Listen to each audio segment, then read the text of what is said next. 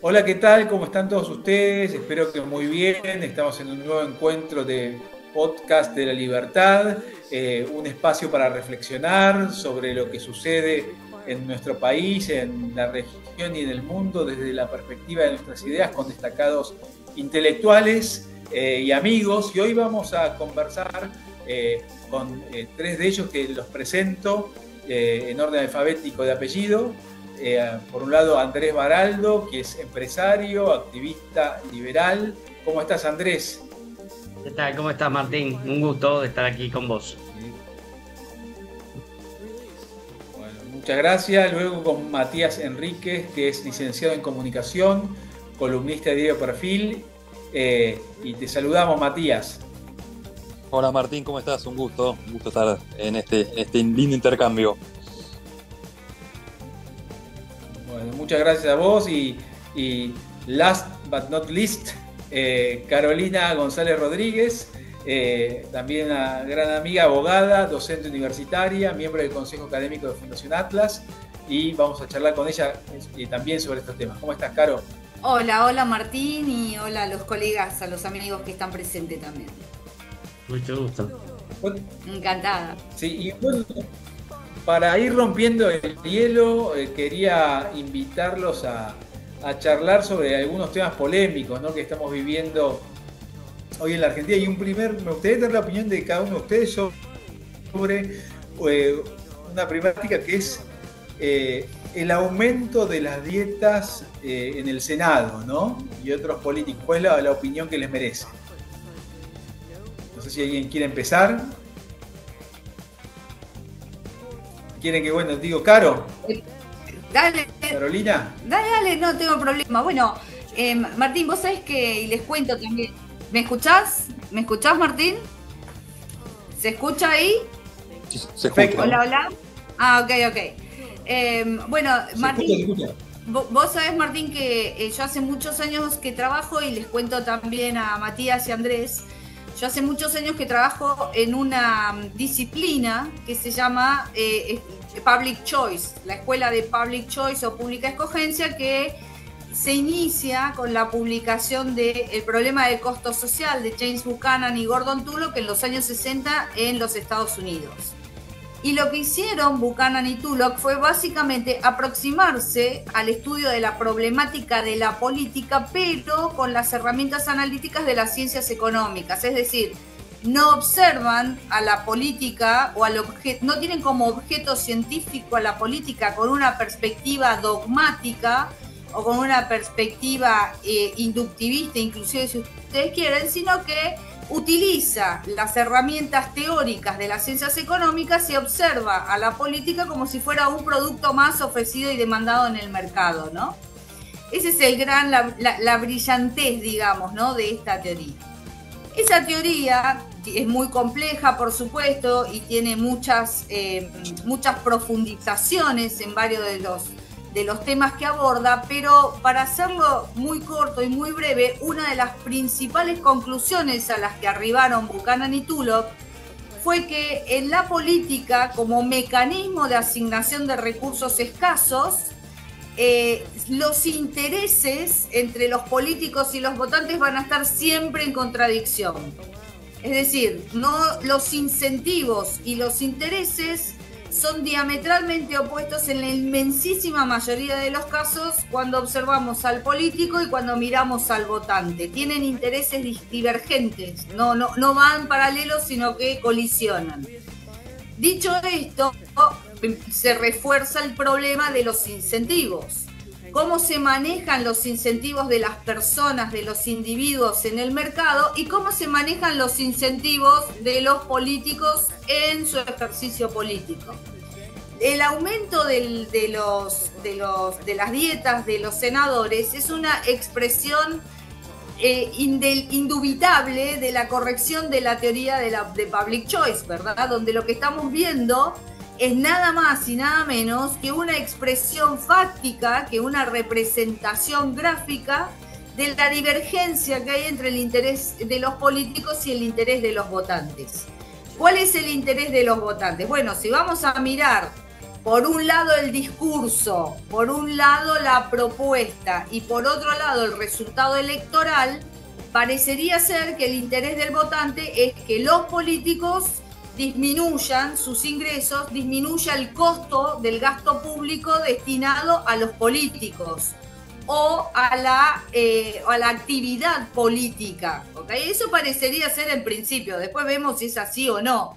Pero nos vamos a quedar con esas referencias.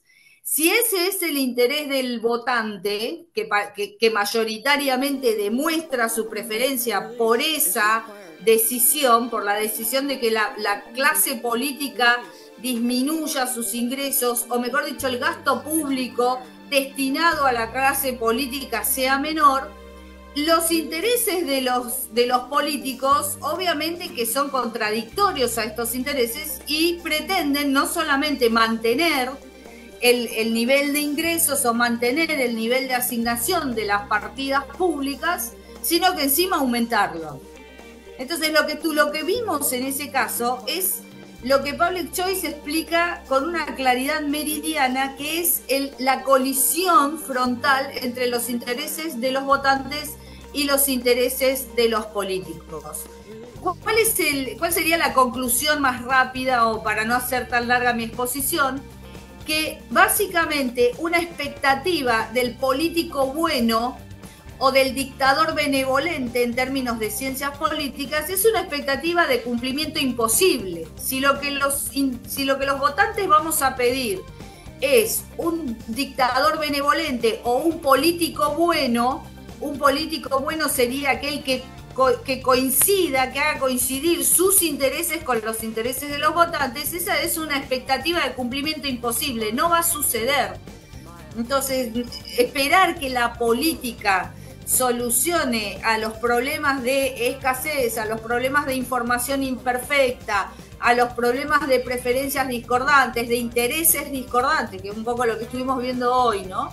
Si vamos a esperar que venga un político, un mesiánico, una persona que adhiera a concepciones metafísicas para fundamentar su accionar, y lamentablemente los resultados con el paso del tiempo no van a ser satisfactorios ni van a ser los que serían consecuentes a esas expectativas. ¿Qué hicieron? Privilegiaron su interés personal como buenos agentes maximizadores de utilidad que son, y levantaron la mano y aumentaron sus dietas, sin meternos en la cuestión institucional de la aberración que es esa Constitución del 94, que dio por tierra, por supuesto, con los principios elementales y fundamentales de la Constitución del 53, que es la Constitución que les permite llevar adelante esta decisión que llevaron. Pero acá corto para no acaparar el tiempo.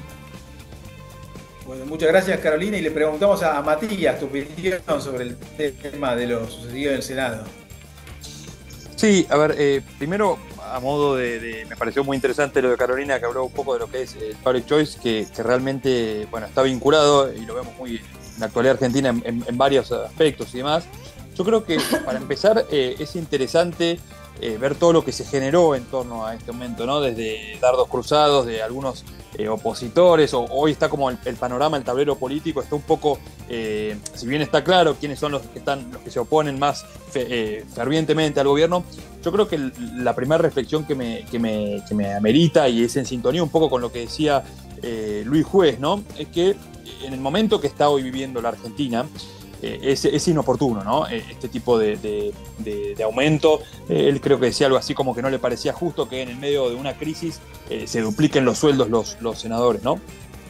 Y dicho eso, me parece que a veces es difícil entender, más allá de que una de las defensas que, por ejemplo, hizo Martín Lustó al respecto es esta situación de que se trató en labor parlamentaria el día anterior hay como una cuestión extraña, ¿no? En temas, en un momento tan delicado de la sociedad, donde el presidente, donde el gobierno hoy está solicitando que los distintos agentes, ya sean de distintos factores que componen la actualidad política nuestra, por decirlo, se ajusten un poco los sueldos. De pronto tener de un segundo a otro un aumento así bastante sideral como fue, y se haya tratado desde un punto de vista parlamentario un tanto oscuro, porque si bien fue a mano alzada, que hay bueno, un reglamento del Senado que permite algún tipo de estas situaciones, también una norma que creo que ha quedado antigua, me parece que las palabras después me hacen a mí sentir como esa misma sensación que creo que es la que sienten muchos argentinos, ¿no? Es decir, pucha, nos están pidiendo un esfuerzo y hay gente que de un segundo a otro se hace el aumento, y creo que esa reflexión me parece la principal de poder analizar y decir, bueno, acá creo que no se está escuchando lo que bueno, ya estamos en abril, hace 5 meses pidió la sociedad, ¿no? O sea, los cuestionamientos que hizo la sociedad a la política, entre ellos estaba este tipo de cuestiones, y creo que no a los que son representantes del pueblo en el Parlamento, no haber escuchado este mensaje que dio las urnas hace poco más de 5 meses, me parece que sin lugar a dudas es un desacierto. Y bueno, muchas gracias, Matías, y le preguntamos ahora a Andrés su opinión al respecto. Mirá, yo lo que creo que en estos momentos es un poco obligación nuestra, especialmente capaz que los liberales y de los liberales argentinos, porque lo que está sucediendo con este gobierno actual es que está generando cierta revolución y cierta expectativa, no solamente en la Argentina, sino en el resto del mundo, ¿sí? Esto es una realidad. Hoy ha habido casos de amigos míos que le dicen argentino y le dicen Argentina, y en lugar de decirle Messi le dicen Milei, ¿sí? En países como árabes, ¿sí? Esto se ha dado y se está dando, hay mucha expectativa en cuanto a nuestro presidente y al actual gobierno en el resto del mundo, a ver qué genera, porque hasta altura de la vida, si bien no es algo nuevo el liberalismo, es algo nuevo el recuperarlo, ¿sí? En todo el mundo. Entonces es como que hay que replantearse un poco el sentido del servidor público, y obviamente recuperar un poco la idea de cómo, cuál es el sentido de ellos. O sea, para Alberdi claramente eran dietas porque había que pagarle los gastos, porque no un funcionario, pero un representante público lo hacía en forma honorable, o sea, gratuita, ¿sí? Por el honor, y obviamente lo que se le pagaban eran dietas, o sea, los gastos, ¿sí? Ahora están pretendiendo hasta un aguinaldo. Entonces esto es como que se ha generado el sentido del político profesional, ¿sí? Yo vivo de la política. Y esto ha pasado también con el sindicalista profesional, con el representante universitario profesional, ¿sí? Metiéndonos un poquito en otro tema. Entonces, habría que replantearse la forma de cómo remunerar o cómo retribuirle a estas personas que están dando parte de su tiempo, ¿sí? O sea, de su tiempo y de su interés y de su trabajo en el resto de los habitantes del país, a ver cómo retribuirle eso, ¿sí? Sin que sea aumentarse el sueldo cada uno. O sea, habría que acomodarlo en cuanto a los gastos que se tienen y poner una fórmula fija, ¿sí? Que en algún momento, creo que por el gobierno anterior también se había establecido algo más o menos así. Se quería establecer, no se podía, pero sí se quería por lo menos en cuanto a los funcionarios públicos.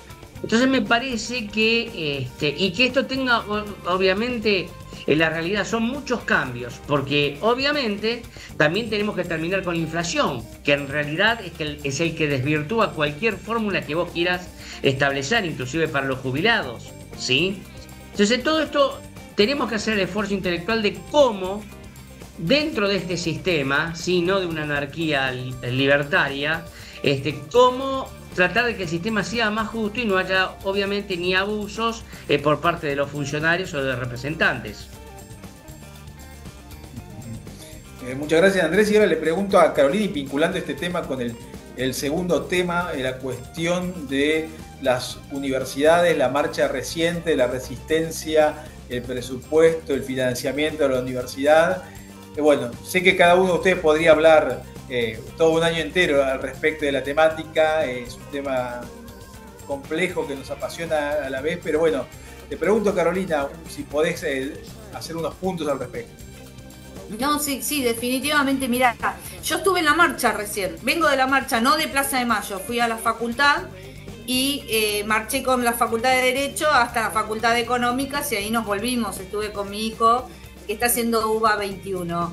¿Y por qué? Vos me vas a decir, ¿y por qué estuviste en la marcha? Vos sos liberal. De hecho, me encontré con un chico, un exalumno, me dice, profe, jamás en mi vida me imaginé que usted estaría acá. Obviamente el tipo sabía que nuestras líneas teóricas son orientadas al liberalismo. Y el tipo no podía creer que yo estaba acá. Y vos me vas a decir, ¿y por qué estabas vos ahí? Bueno, básicamente yo estaba ahí porque hay una situación muy compleja que se da en la Argentina y que choca de cabeza con los preceptos más elementales del liberalismo. ¿Cuáles serían esos preceptos elementales? El precepto elemental del liberalismo dice que las ideas se compiten por otras ideas en un mercado de ideas. Esto lo dice Hayek. Que obviamente todos los que estamos acá estamos convencidos que las ideas ganadoras en esas competencias, ganadoras en medio y en fin, ¿verdad? Como medio y como fin, esas ideas serían las ideas de la libertad individual. Pero si vamos a adherir al liberalismo, el liberalismo también nos obliga a convencer a la mayor cantidad posible de gente de las ventajas y de los beneficios que estas ideas liberales, la famosa batalla cultural de la que habla el actual Poder Ejecutivo, ¿verdad?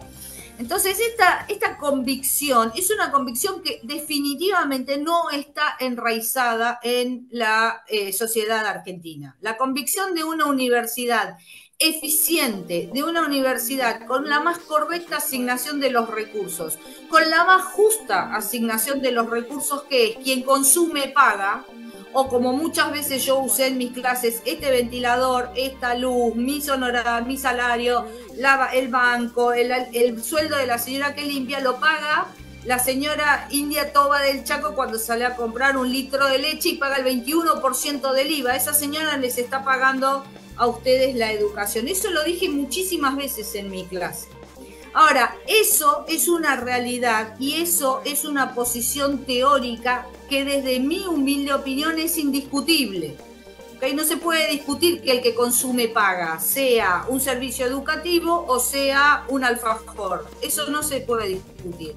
Pero una cosa es no admitir otras explicaciones a esa problemática, y otra cosa completamente distinta es pretender imponer un criterio liberal que se da de frente con los basamentos lineales del liberalismo, que son los principios de coordinación en lugar de confrontación. Entonces, esta posición del Poder Ejecutivo de llevar adelante una batalla realmente, de ensañarse con la Universidad de Buenos Aires a partir de criterios total y absolutamente falaces, como que en la Universidad de Buenos Aires se adoctrina, es lo que a mí me motivó a estar en esa marcha. Por supuesto que cuando apareció el Polo Obrero, la CTA y todo eso, me fui porque no tengo nada que ver con todo eso. Pero mi posición particular y mi fundamento de haber estado en la marcha es que no podemos pretender alcanzar una preferencia cultural de una inmensa mayoría de gente a favor de arancelar la universidad, a favor de arancelar la educación primaria, secundaria, terciaria, a favor de arancelar la salud, a favor de arancelar la justicia. Porque así como se puede arancelar la seguridad y la educación, también deberíamos y podríamos arancelar los servicios de justicia. De hecho, se hace. Y de hecho hay muchísimos servicios de prestación de justicia que son arancelados, como las cámaras de comercio en el mundo entero, que ofrecen servicios de arbitraje privados y son muy eficientes. ¿Okay? Entonces, si vamos a arancelar, definitivamente podemos arancelar absolutamente todo. En la medida que sea escaso, ese recurso, ese bien, ese servicio tiene un precio. Eso no hay discusión. Pero de ahí a pretender imponer una realidad total y absolutamente foránea a lo que es la realidad argentina, donde hace 120 años la República Argentina ha logrado niveles, ahora obviamente que no, pero ha logrado niveles de ascenso social a través de una educación gratuita, que está mal dicho, obviamente gratuito, es arancelado, a mí me da realmente me dio realmente una sensación de mucha injusticia para con quienes hace muchísimos años, en mi caso particular, en el caso de Martín Krause, en el caso de todos los miembros de la cátedra de Martín Krause, en el caso de la cátedra actualmente a cargo de Alejandro Argento y todos los miembros de esa cátedra, que hace más de 20 años que venimos enseñando teoría austríaca en la Universidad de Buenos Aires. Entonces no podemos decir que la Universidad de Buenos Aires es un centro de adoctrinamiento, porque esa es una mentira que se cae por su propio peso, desde que Alberto Venegas Lynch, por ejemplo, hijo, el prócer para el actual ejecutivo, fue el primer economista, el primer profesor titular por concurso no abogado que designó la UBA para enseñar economía política. Cátedra que continuamos nosotros hoy en día. Cátedra absolutamente liberal. Cátedra que nunca, jamás, en los 20 años que estoy en la UBA, jamás recibí una queja, recibí un llamado de atención, recibí un intento siquiera de censura, jamás. Entonces esa indignación fue la que a mí me llevó a participar parcialmente de esta marcha en defensa, fundamentalmente en mi caso particular fue de la Universidad de Buenos Aires. La preferencia de los individuos, la preferencia del ciudadano argentino es a favor de una educación universitaria en estas condiciones. ¿Lo tenemos que cambiar? Sí. De esta manera, no. Más o menos, esa fue mi fundamentación para estar en la marcha parcial hoy desde la facultad mía. Muchas gracias. Le preguntamos a Matías un poco cómo ve la situación que estamos viviendo en materia de la universidad pública. Sí, a ver, yo creo que es muy interesante el planteo de Carolina, es muy interesante también Sí, Matías. La defensa. ¿Escuchás? Sí, ¿se escucha ahí? Perdón. ¿Se escucha? Sí. Perfecto. No, yo creo que es muy interesante y es muy legítimo el planteo de Carolina en esta situación y del por qué participó de la marcha, y me parece muy válido, y conozco mucha gente que también ha participado de la misma. Me parece legítimo totalmente. Yo creo que la universidad pública argentina, la UBA, ha tenido egresados de enorme jerarquía y de enorme talla en distintos ámbitos.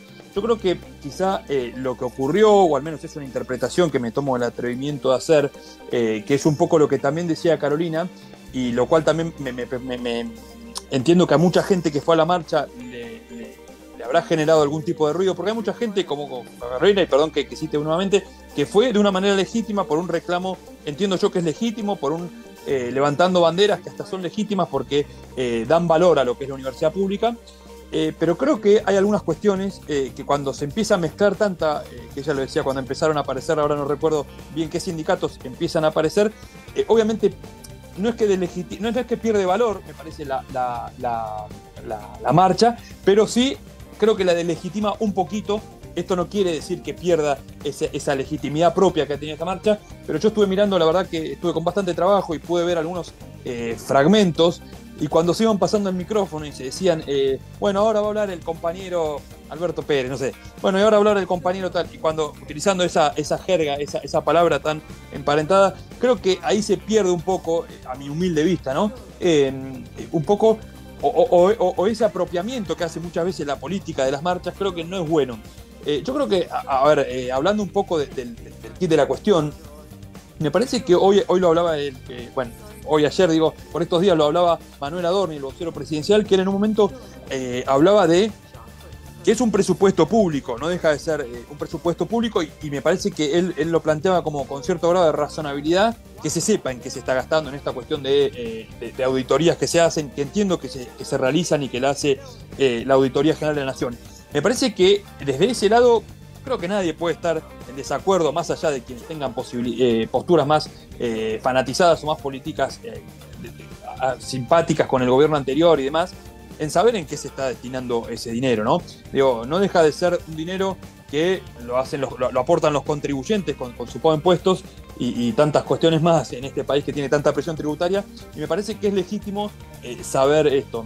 Y dicho eso, yo creo que hoy no es el caso de Carolina, sí de otras personas que han decidido apropiarse un poco políticamente de esta marcha, Yo dudo, o sea, que lo han dicho incluso muchísimas personas vinculadas al gobierno, digo, desde lo que es la parte de comunicación del Poder Ejecutivo Nacional, que no hay ningún deseo de tener una injerencia, de querer cerrar universidades, como se ha escuchado. Me parecería una burrada, así sea. Sí me parece que es legítimo esa situación, pero me parece que cuando la política contamina tanto estas marchas, que hay un montón de Carolinas que fueron con banderas muy legítimas, cuando me parece que se contamina tanto, lo único que se hace es desprestigiar y deslegitimarla un poquito, ¿no? A este tipo de situaciones, y eso me parece que la clase política tiene que dar ese salto de calidad, así como se le ha pedido en las urnas hace un par de meses que la clase política sea un poco mejor de lo que veníamos teniendo. Creo que en estas cosas también, no solo es una cuestión de no aumentarse las dietas o este tipo de cuestiones que hablábamos hace un ratito, sino también de entender el mensaje de las urnas que va por este tipo de cuestiones. Hay gente que fue a marchar hoy, me parece muy bien, pero me parece que ese apropiamiento político, ese que entiendo que es propio de una cultura política, no somos algo exótico, digo, en el mundo se da este tipo de cosas, pero me parece que el mundo que viene no quiere este tipo de cuestiones. Muchas gracias, Matías, y ahora le preguntamos a Andrés su opinión sobre lo que está pasando en materia universitaria. La realidad que a mí lo que, o sea, en la práctica lo que me parece que acá hay un manejo político de lo que el gobierno actual ha dicho o pretende hacer. Acá hay una realidad, es que en estos últimos años se han creado una cantidad exorbitante de universidades, especialmente en el conurbano, para un manejo político del dinero. Esto es una realidad.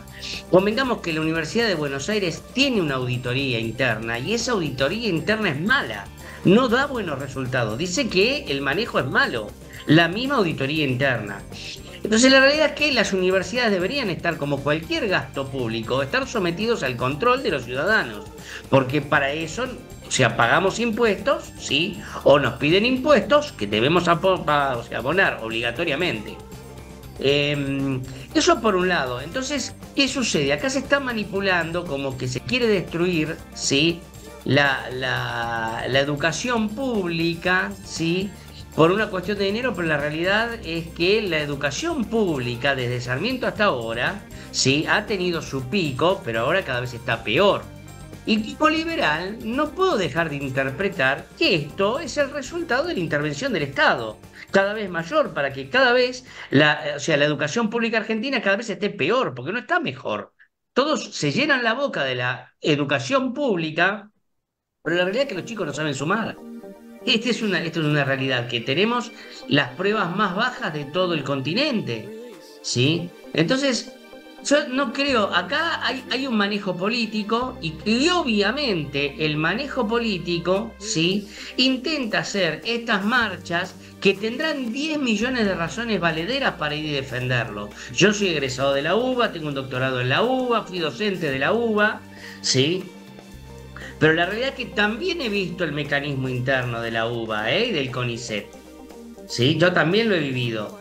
Entonces, como toda institución, tanto privada o pública, tiene sus bemoles y sus cosas discutibles, obviamente, y también puede hasta tener sus focos de corrupción, sí, que hasta en el ámbito privado también puede existir. Pero yo creo que como esto es público, justamente el que pierde es el resto de los ciudadanos, y especialmente los que no pueden acceder a ese sistema. Yo me acuerdo cuando era joven, ¿sí?, estaba estudiando, yo también hacía una encuesta, porque en aquel momento, que era la época de Alfonsín, recién salíamos de la dictadura, entramos en la democracia, se discutía el hecho, el gobierno de Alfonsín, los radicales querían arancelar la facultad. Y cuando yo preguntaba y todos se oponían por el arancelamiento era mínimo, yo pregunté a todos mis compañeros y el 95% había ido en una escuela secundaria paga, privada, que no pagabas una fortuna, pero algo podías colaborar para o sea, si tus padres te pagaron un colegio secundario, también podía haber aportado, era menos inclusive, mucho menos, para la universidad, y poder darle realmente oportunidad, como sucede en otros países, a obreros o a compañeros míos que realmente, por el mecanismo que tenía mi carrera, ¿sí? Que casi te impedía trabajar. Les costaba muchísimo trabajar y estudiar al mismo tiempo, ¿sí? O sea, yo he visto todo, desde las miserias del docente bueno, era una carrera científica, con lo cual la gran mayoría de los docentes eran científicos, ¿sí?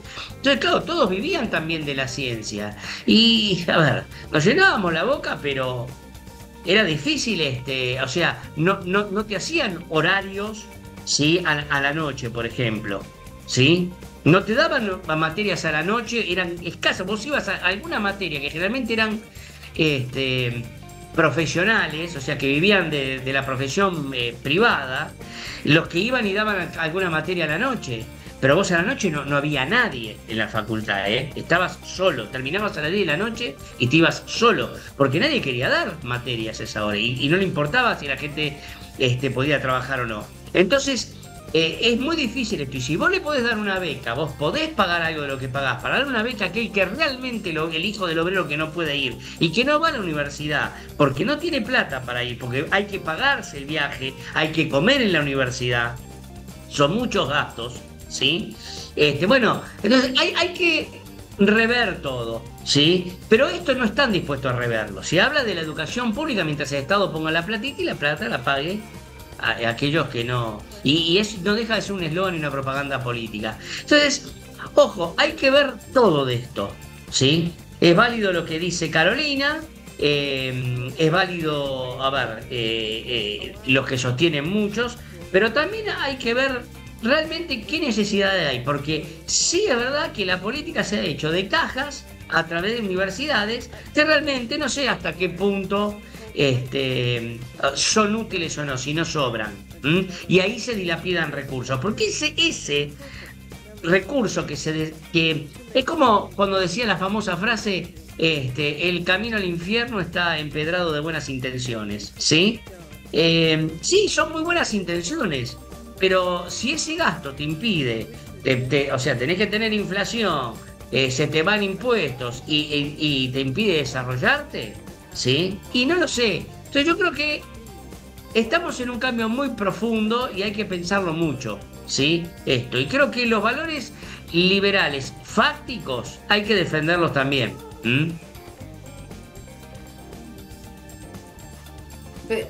¿Puedo hacer una pequeña intervención, Martín?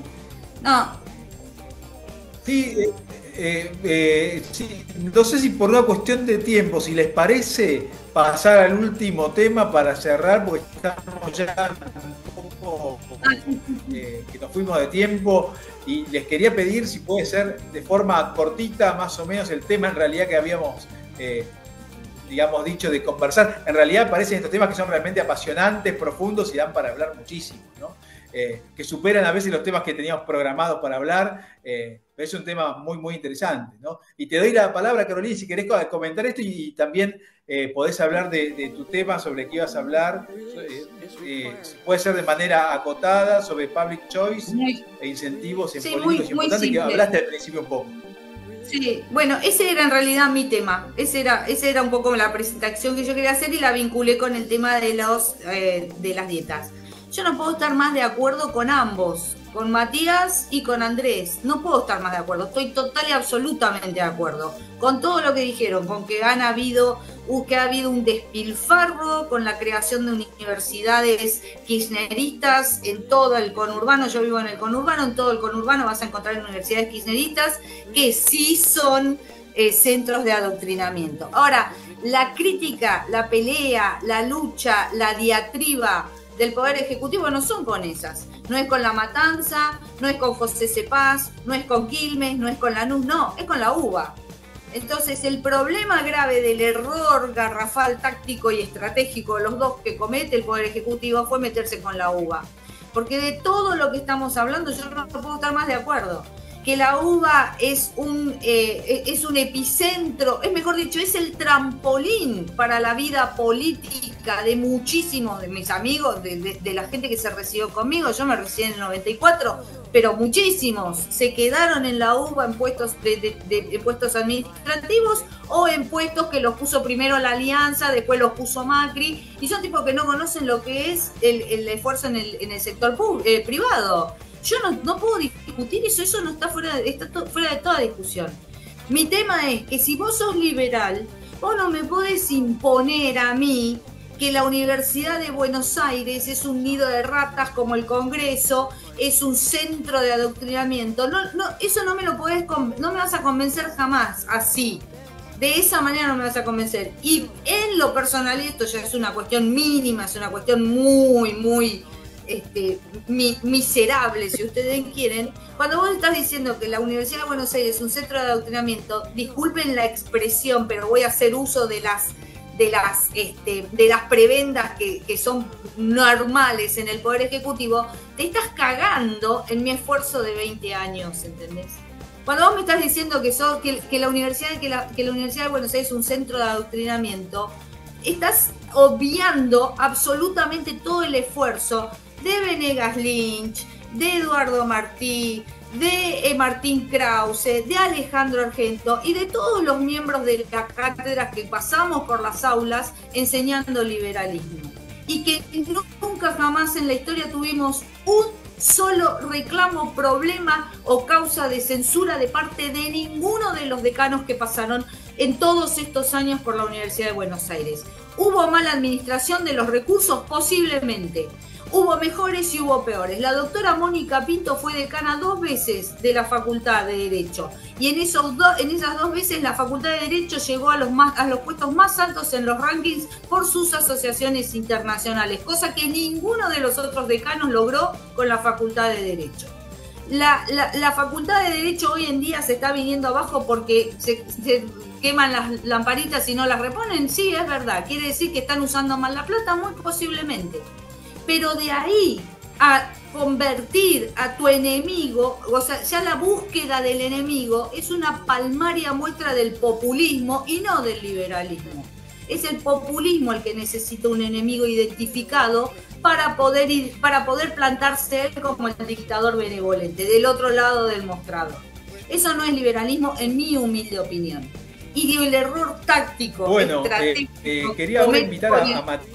Que comente con el AUBA. Comentarnos brevemente. Perdón, se entrecortó y hablé encima tuyo. Sí. No, se entrecortó el sonido, ¿viste? Pensé que ya te terminaba. Bueno, muchas gracias, Carolina, y le cedo la palabra a Matías para ver que él tiene un tema sobre que iba a comentar. Si puede ser breve, porque no sé, la pasión nos ha llevado a hablar más de otros temas sobre la inteligencia artificial y la desinformación, ¿no? Que suena un tema del presente, del futuro, mucho más sofisticado que las discusiones que tenemos acá en este lugar tan complejo que la Argentina. Son mucho más divertidas esas discusiones que las discusiones vinculadas al futuro que se viene, que es de lo más incierto. Entiendo, somos argentinos, Martín, y acá a veces están los tiempos pautados, pero hay temas que apasionan y está bienvenido que así sea. Porque si no, nos volvemos en sociedades muy cerradas, muy calladas, y no es así, me gusta eso. Brevemente, digo, hoy es inevitable, hoy estamos en una irrupción de lo que es la inteligencia artificial, han aparecido lo que yo entiendo una punta del iceberg de un montón de herramientas, de un mundo al que se viene, que realmente no sabemos qué estamos haciendo, a dónde vamos. Utilizamos las herramientas con mucho desconocimiento, las que hoy podemos más familiarizarnos, como el ChatGPT o Gemini mismo, la plataforma análoga de Google. Pero esto tiene también un impacto en el ecosistema informativo digital que está atravesado por una serie de problemáticas, entre ellas una que es el área que yo vengo investigando hace tiempo, la desinformación, proliferación de distintas granjas de contenido y bueno, y obviamente el crecimiento de plagios y demás. Yo en alguna nota hace poco hablaba de lo que son las deepfakes, que son esta nueva metodología de desinformación que se utilizan aquellas características de la inteligencia artificial para ocasionar un daño, ¿no? Hoy, hace tiempo se viene pronosticando que la desinformación va a ir en aumento, y esto es inevitable, va a ir en aumento, y cada vez más, cuanto más nos cueste familiarizarnos con ciertas herramientas y cuanto más nos cueste conocer un poco más cómo funcionan no solo estas herramientas, sino cómo funcionan los distintos intereses que hay de fondo, ¿no? que a veces son difíciles de rastrear. Es inevitable que estamos ante una aceleración y que la inteligencia artificial, si bien plantea hay varias herramientas que son útiles para combatir la desinformación, son muy útiles también para aumentar el volumen de desinformación. Hemos visto, incluso, por citar un caso muy breve, hace poco, previo a las elecciones primarias en New Hampshire, lo que fue un audio de Joe Biden que invitaba a no participar en las primarias, un audio que he accedido, y hay una verosimilitud total con lo que es la voz del presidente norteamericano, que supuestamente lo que decía es: guárdense, no vayan a votar en estas elecciones, vayan a votar en las que vienen en el mes de noviembre, entiendo que se vota en Estados Unidos, argumentando un montón de cuestiones, pero en definitiva lo que produce esta fórmula nueva, si se quiere, de inteligencia artificial y desinformación, es continuar con ese aumento de la desconfianza de todo lo que vemos y oímos, erosionando un poco la credibilidad en las democracias modernas y también en los distintos partidos de gobierno, como si en los gobiernos no hubiese muchos factores como para no tener confianza en ello, ¿no? En algunos gobiernos, digo, esto aumenta, y creo que esto lo que también aumenta es el riesgo que hay sobre las instituciones. En definitiva, el planteo es tratar de encontrar algunas estrategias, que las hay, como la alfabetización mediática, y no solo de los medios tradicionales y de aquellos medios digitales que por ahí nos hemos familiarizado en el último tiempo post pandemia, sino también de empezar a comprender los distintos avances que hay en materia de inteligencia artificial. Y por último, y es algo que se recomienda y yo sugiero a todo el mundo, es tratar de compartir, lo sugería hace 4 o 5 años cuando estábamos atravesando la pandemia y también hoy, ser cuidadosos con aquello que compartimos y tratar de limitar la cantidad de cuestiones, bueno, vinculadas a la privacidad que uno tiene en las distintas plataformas, pero sobre todo no compartir en esto de reafirmar nuestros sesgos y los prejuicios y demás, sino ser un poquito, cuando nos llega algo que por ahí estamos familiarizados, poner un poquito, frenar la pelota y decir, bueno, analicemos un poquito si esto puede tener un impacto negativo en la otra persona, porque si no va a ser realmente complicado si uno no toma un poco de cartas en el asunto. Este tsunami que es la desinformación, aumentado por la inteligencia artificial, nos va a terminar en sociedades que no es difícil, no es fácil pronosticarla, pero sí es fácil saber que van a ser sociedades mucho más complejas de las que vivimos, y esto impacta en el plano político, social, económico, en todos los aspectos de la vida en sociedad, ¿no? Bueno, muchas gracias, Matías, y ahora le cedo la palabra para cerrar a Andrés Barralo, que él nos va a hablar sobre el tema regulaciones ridículas, digo, para ir cerrando este encuentro. Bien.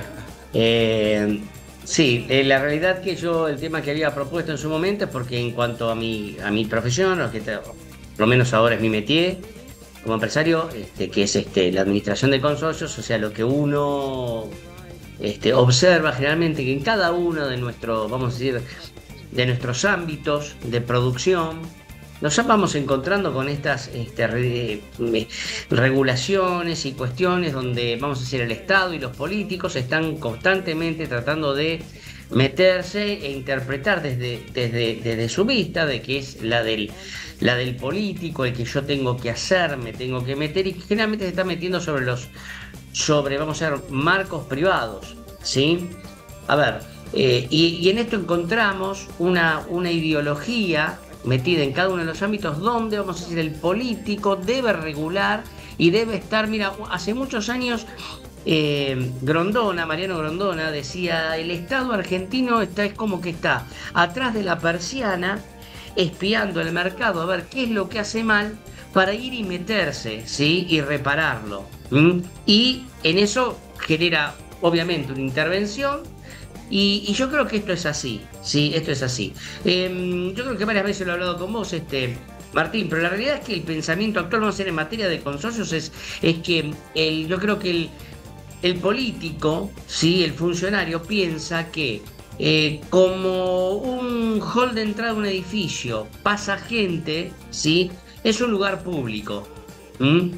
Y entonces puede regular todo lo que existe ahí dentro del consorcio y de lo que fuera, cuando no lo es, ¿sí? No deja de ser un lugar privado. Que yo permita acceder gente como en mi casa no significa, si yo tengo invitados, como entran invitados, puedan regular lo que pasa dentro de la casa. Y esta es la ideología de lo cual por lo menos te había propuesto hablar un poquito. Todas estas cuestiones de regulaciones donde se meten en forma ideológica dentro de lo que es la propiedad privada, en cualquier ámbito, en cualquier comercio, en cualquier lugar. y cada vez te van quitando estas libertades, ¿sí? Que lo que decía antes, conectándome con eso, con buenas intenciones está empedrado el camino al infierno, ¿sí? O sea, cada vez van metiendo más regulaciones que hacen que cada vez todo esto se trabe más y nos impide el desarrollo, tanto intelectual, tanto sociológico, o sea, social y económico también. Esto es más o menos lo que en su momento, bueno, había propuesto, ¿no? En esta charla, discutir por lo menos. Bueno, muchísimas gracias a los tres por esta posibilidad de tener sus opiniones, de conversar con tanta pasión, con tanta vehemencia sobre estos temas que realmente calientes, ¿no? Realmente nos hacen sentir bien vivos, ¿no? Estar en Argentina, no nos aburrimos nunca, nunca estamos, digamos, indiferentes a lo que sucede.